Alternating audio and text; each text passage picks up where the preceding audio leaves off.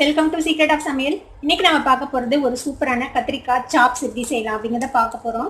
இந்த சாப்ஸ் வந்துட்டு இட்லிக்கு, தோசைக்கு, ரைஸ்க்கு எல்லாத்துக்குமே ரொம்ப நல்ல காம்பினேஷனாக இருக்கும். சப்பாத்திக்கு கூட ரொம்ப நல்லாயிருக்கும். இது ஒரு நல்ல ஒரு மசாலா ஃப்ளேவரோடு இருக்கும் இந்த சாப்ஸ். சரி வாங்க இந்த கத்திரிக்காய் சாப்ஸோட ப்ரிப்ரேஷன் எப்படின்னு இப்போ பார்க்கலாம். கடாயில் ஒரு டேபிள் ஸ்பூன் அளவுக்கு எண்ணெய் விட்டுருக்கேன். தாளிக்கிறதுக்கு என்னென்ன எடுத்து வச்சுருக்கேன்னு பார்க்கலாம். இப்போ பாருங்க, ஒரு துண்டு பட்டை, கொஞ்சமாக சோம்பு, 2 கிராம்பு எடுத்து வச்சுருக்கேன் தாளிக்கிறதுக்காக. அது போக ஒரு பாதி வெங்காயம் இந்த மாதிரி சாப் பண்ணி வச்சுருக்கேன். ஒரு தக்காளி வெட்டி வச்சுருக்கேன், கொஞ்சமாக கருவேப்பிலை. இப்போ இதை தான் நம்ம தாளிக்கிறதுக்கு யூஸ் பண்ண போகிறோம். எண்ணெய் சூடாயிடுச்சு. இப்போ இதில் வந்துட்டு நம்ம இந்த பட்டை, கிராம்பு, சோம்பு போட்டுடலாம்.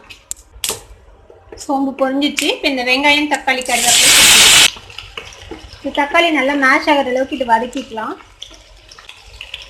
தக்காளி வெங்காயம் இப்போ வதங்கிடுச்சு.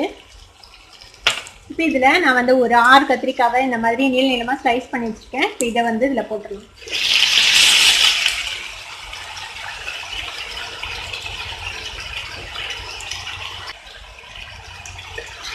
இதையும் நல்லா வதக்கி விடுங்க இதோட சேர்த்து.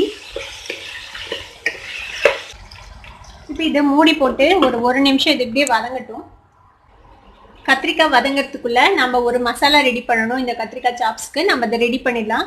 ஒரு மிக்ஸி ஜார் எடுத்துக்கோங்க. இதை வந்து ஒரு 2 டேபிள் ஸ்பூன் அளவுக்கு தேங்காய் துருவி வச்சுருக்கேன். அந்த தேங்காவை ஆட் பண்ணிடலாம் இந்த மிக்சியில். ஒரு 1/4 டீஸ்பூன் அளவுக்கு கசகசா வச்சுருக்கேன்.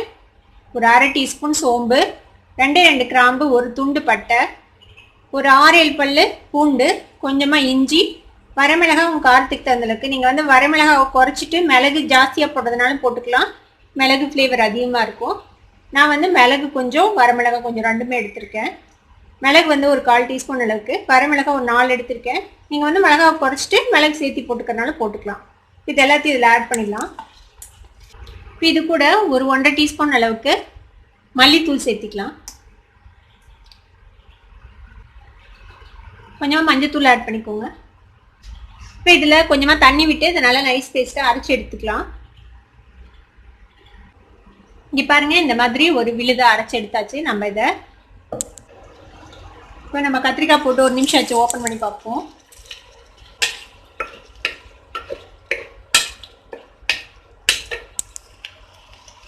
இப்போ இதில் நம்ம அரைச்சி வச்சிருக்கிற இந்த விழுதை விட்டுடலாம். என்ன மிக்சிலேயே கொஞ்சமாக தண்ணி விட்டு அலசி அதையும் இதில் விட்டுடலாம். இப்போ இந்த சாப்ஸுக்கு தேவையான அளவுக்கு உப்பு சேர்த்திக்கலாம்.